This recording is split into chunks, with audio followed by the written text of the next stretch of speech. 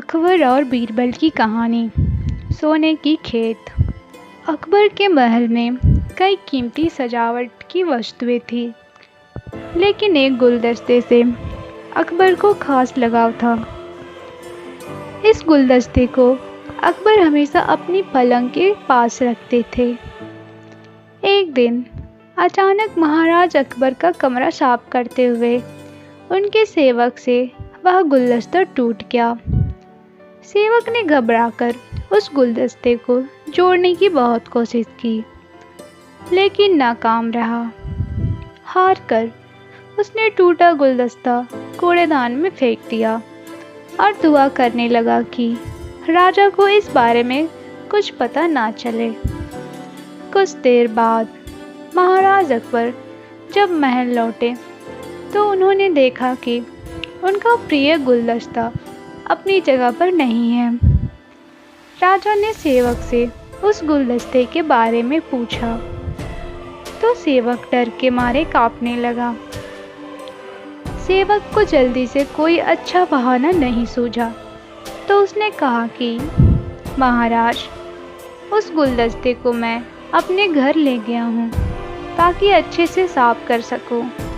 यह सुनते ही अकबर बोले, मुझे तुरंत वो गुलदस्ता ला कर दो। अब सेवक के पास बचने का कोई रास्ता नहीं था। सेवक ने महाराज अकबर को सच बता दिया कि वो गुलदस्ता टूट चुका है। यह सुनकर राजा आग बबूला हो गए। क्रोध में राजा ने उस सेवक को फांसी की सजा सुना दी। राजा ने कहा, झूठ मैं बर्दाश्त नहीं करता हूँ। जब गुलदस्ता टूट ही गया था तो झूठ बोलने की क्या ज़रूरत थी। अगले दिन इस घटना के बारे में जब सभा में जिक्र हुआ तो बीरबल ने इस बात का विरोध किया। बीरबल बोले कि झूठ हर व्यक्ति कभी न कभी बोलता ही है। किसी के झूठ बोलने से अगर कुछ बुरा या गलत नहीं होता तो झूठ बोलना गलत नहीं है। बीरबल के मुंह से ऐसे शब्द सुनकर अकबर उसी समय बीरबल पर भड़क गए। उन्होंने सभा में लोगों से पूछा कि कोई ऐसा है यहाँ जिसने झूठ बोला हो। सबने राजा को कहा कि नहीं, वो झूठ नहीं बोलते। यह बात सुनते ही राजा ने बीरबल को राज्य से निकाल दिया। राज दरबार से निकलने के बाद बीरबल ने ठान ली कि वो इस बात को साबित करके रहेंगे कि हर व्यक्ति अपने जीवन में कभी न कभी झूठ बोलते ही हैं। बीरबल के दिमाग में एक तरकीब आई, जिसके बाद बीरबल सीधे सुनार के पास गए। उन्होंने जौहरी के सोने की गेहूं जैसे दिखने वाली बाली बनवाई और उसे लेकर महाराज अकबर की सभा में पहुंच गए। अकबर ने जैसे ही बीरबल को सभा में देखा तो पूछा कि अब तुम यहाँ क्यों आए हो। बीरबल बोले, जहाँ पना आज ऐसा चमत्कार होगा जो किसी ने कभी नहीं देखा होगा। बस आपको मेरी पूरी बात सुननी होगी। राजा अकबर और उसके सभापतियों की जिज्ञासा बढ़ गई और राजा ने बीरबल को अपनी बात कहने की अनुमति दे दी।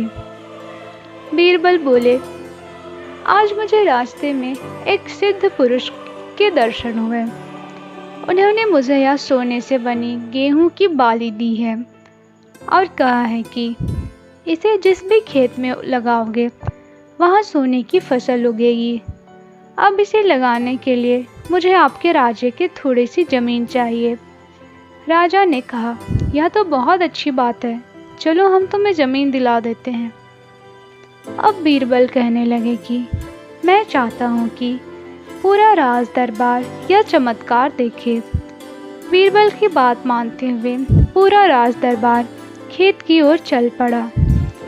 खेत में पहुंचकर बीरबल ने कहा कि इस सोने से बने गेहूं की बाली से फसल तभी उगेगी जब इसे ऐसा व्यक्ति लगाए जिसने जीवन में कभी झूठ ना बोला हो। बीरबल की बात सुनकर सभी राज दरबारी खामोश हो गए। और कोई भी गेहूं की बाली लगाने के लिए तैयार नहीं हुआ। राजा अकबर बोले कि क्या राज दरबार में कोई ऐसा व्यक्ति नहीं है जिसने अपने जीवन में कभी झूठ ना बोला हो? सभी खामोश थे।